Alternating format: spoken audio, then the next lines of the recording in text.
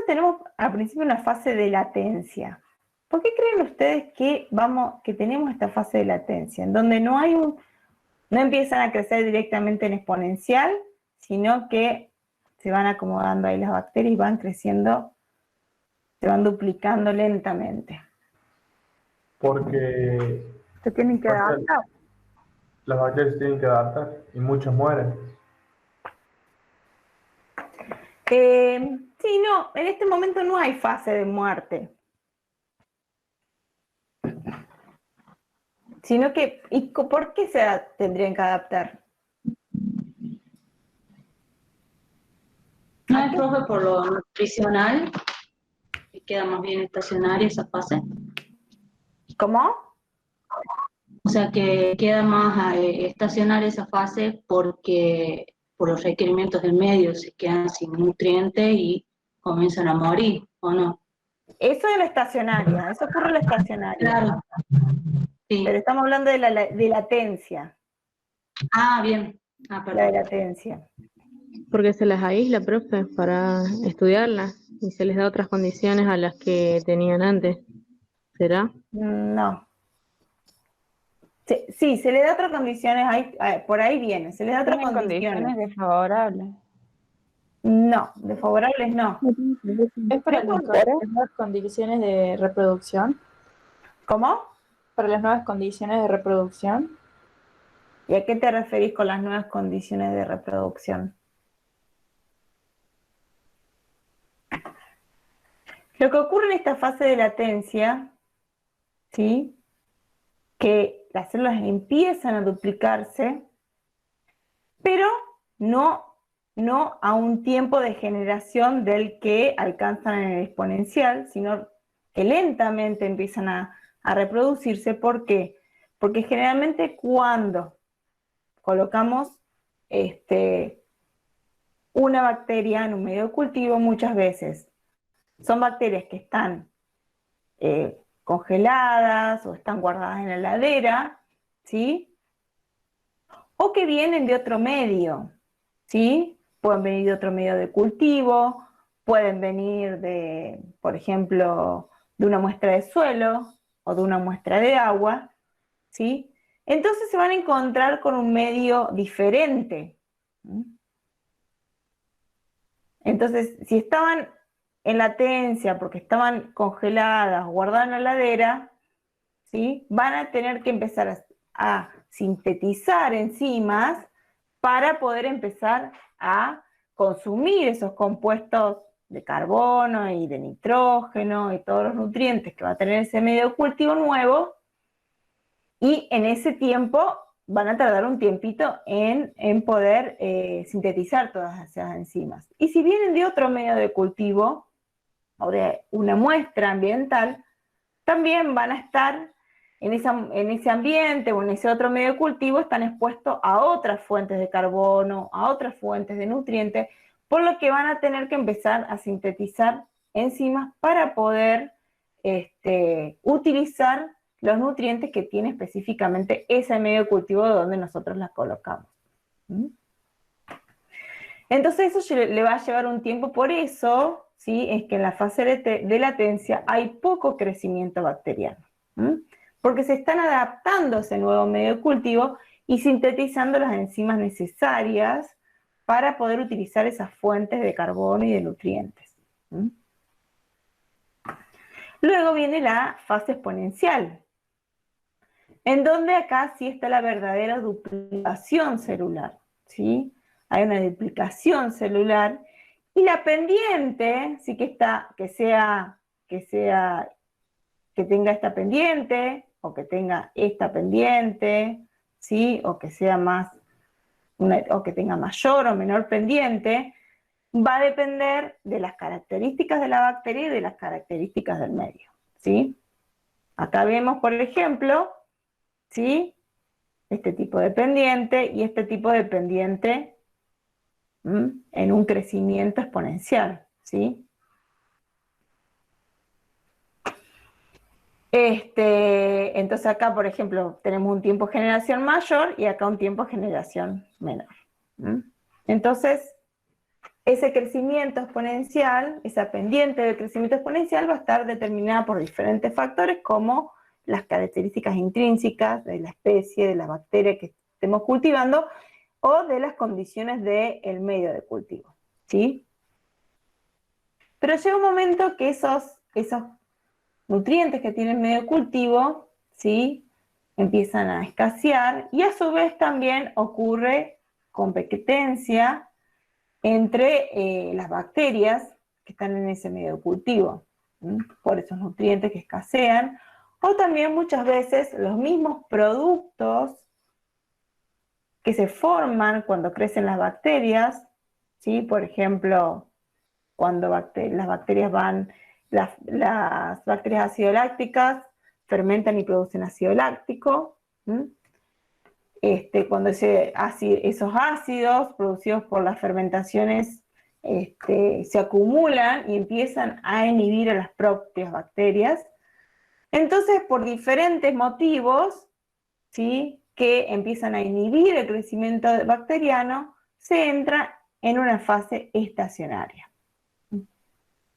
En esta fase estacionaria no hay crecimiento bacteriano. O sea, no hay un crecimiento neto bacteriano. Pero va a haber bacterias que se van a duplicar y va a haber bacterias que se van a morir, ¿sí? Hay duplicaciones y hay muertes, ¿sí? Por lo tanto, no hay un crecimiento neto, pero no quiere decir que no haya duplicaciones.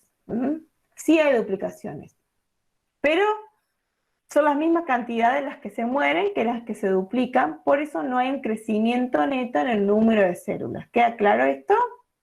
Porque es algo con lo que se confunden mucho. Sí, profe. Sí, profe. Bueno. Entonces, en esta fase estacionaria, ¿sí?, entran las bacterias. Esta fase estacionaria se da por que se acumula algún metabolito que inhibe el crecimiento de las bacterias, o también por que escasean, empiezan a escasear lo que son los productos, las fuentes de carbono y de nutrientes. O ambas cosas también. Y luego llega un momento que las muertes son mayores que las duplicaciones, por lo que se ve, ¿sí?, una curva negativa. Porque hay más muertes, hay mucho más muertes de las duplicaciones, ¿sí?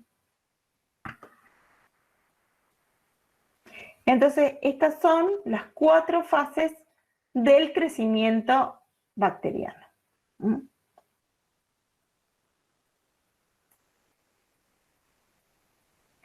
Ahora, en cada una de esas fases vamos a poder obtener productos. ¿Para qué nosotros, ustedes se imaginan, para qué nosotros nos interesa saber la curva de crecimiento de un determinado microorganismo, cuánto tarda de salir de esta fase de latencia, cómo es la curva exponencial, cuándo entra en fase estacionaria y de muerte?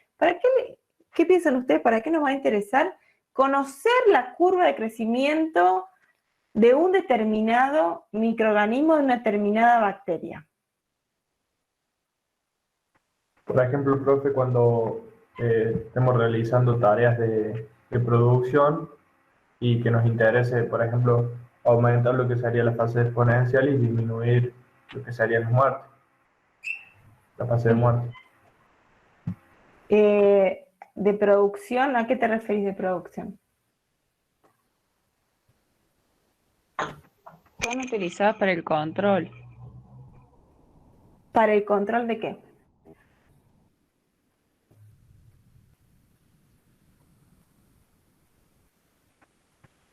Podría ser, profe, por ejemplo, para la producción de quesos, generar condiciones en que las bacterias que yo necesito estén en un nivel exponencial siempre. Sí, bueno, sí, está bueno, se estudia, ¿sí? Se estudia, ¿sí? En los productos lácteos se estudia cómo es el crecimiento de cada uno y las diferentes interacciones también con otros microorganismos, porque muchas veces en la producción de queso, de yogures, tenemos muchos microorganismos que están interaccionando, ¿sí? Pero se estudia, ¿sí? Se estudia las diferentes fases, los metabolitos que producen, cuándo disminuye uno, cuándo aumenta el otro, por qué, sí. También, por ejemplo, en el caso de la producción de inoculantes de interés agropecuario, como por ejemplo la producción, ¿sí?, de inoculantes para leguminosa. Ustedes no sé si están familiarizados, pero sí se producen inoculantes a base de bacterias de Rhizobium, las cuales se colocan, ¿sí?, cuando se va a sembrar, por ejemplo, soja, para que esas bacterias infecten las raíces y fijen nitrógeno. Entonces se venden productos, o sea, se venden inoculantes, que esos inoculantes son bacterias vivas, ¿sí?, de Rhizobium. Entonces es importante conocer, ¿sí?, ese inoculante tiene que tener una cierta cantidad de rizobios, ¿sí? Entonces necesitamos saber en qué momento vamos a tener la mayor cantidad de rizobios, pero sin llegar acá. Entonces es necesario saber el tiempo de generación de esos rizobios, ¿sí? Saber qué tiempo nosotros debemos incubar esas bacterias en ese medio de cultivo para después, ¿sí?, fraccionarlas y colocarlos en heladera y que frenen el crecimiento y no crezcan más. Porque si nosotros lo dejamos que crezca, vamos a llegar a un punto y vamos a tener todas muertas y vamos a vender un inoculante con todas células muertas. ¿Se entiende? Ese es un ejemplo de por qué necesitamos conocer estas curvas de crecimiento. ¿Sí? Hay bacterias que, acá tenemos el tiempo, pero el tiempo que crece una bacteria puede variar mucho y depende de las condiciones del medio de cultivo. También hay muchos microorganismos, por ejemplo, hongos que producen antibióticos, ¿sí? Hay otros tipos de bacterias que se utilizan también como insecticidas. Bueno, hay muchos productos industriales que son a base de bacterias. Entonces se necesita conocer esta curva de crecimiento, ¿sí?, para saber cómo manipularla, ¿sí?, qué medio de cultivo necesitan, qué temperatura necesitan, qué tiempo tienen que estar incubándose para obtener determinado compuesto en estas concentraciones o para obtener determinado número de bacterias.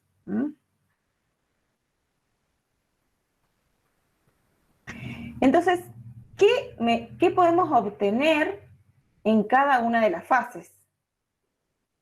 En la fase exponencial se puede obtener gran cantidad de células vivas, ¿sí? Vivas.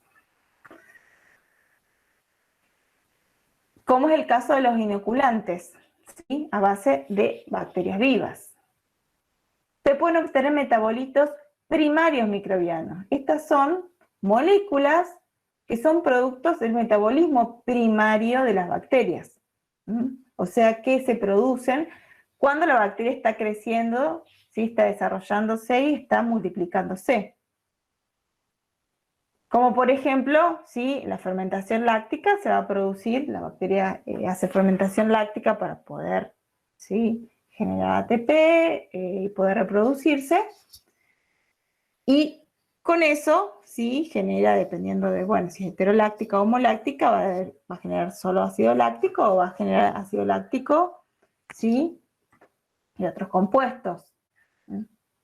Entonces, ¿cuáles son los metabolitos primarios que se pueden obtener? Son alcoholes, ¿sí?, aminoácidos, ácidos orgánicos y vitaminas. Y acá los fertilizantes biológicos son los inoculantes, que son a base de bacterias vivas. Y ahora, ¿qué se puede obtener en fase estacionaria? Se pueden obtener metabolitos secundarios microbianos, ¿sí? Son compuestos que la célula sintetiza, o sea, que las bacterias sintetizan, o los hongos, o los actinomicetes sintetizan, ¿sí?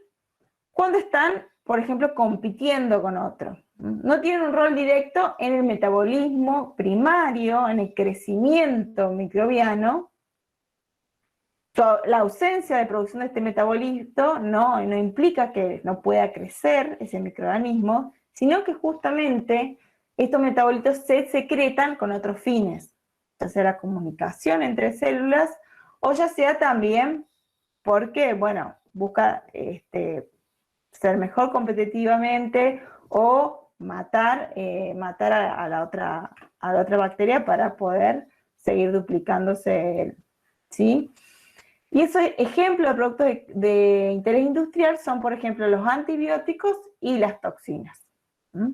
Y eso se obtiene en la fase estacionaria. Recuerden que la fase estacionaria, llegan a la fase estacionaria los microorganismos cuando escasean, ¿sí?, las fuentes de carbono, nutrientes, y hay una fuerte competencia entre los microorganismos que están creciendo en ese medio de cultivo. ¿Está claro hasta acá? ¿Alguna pregunta?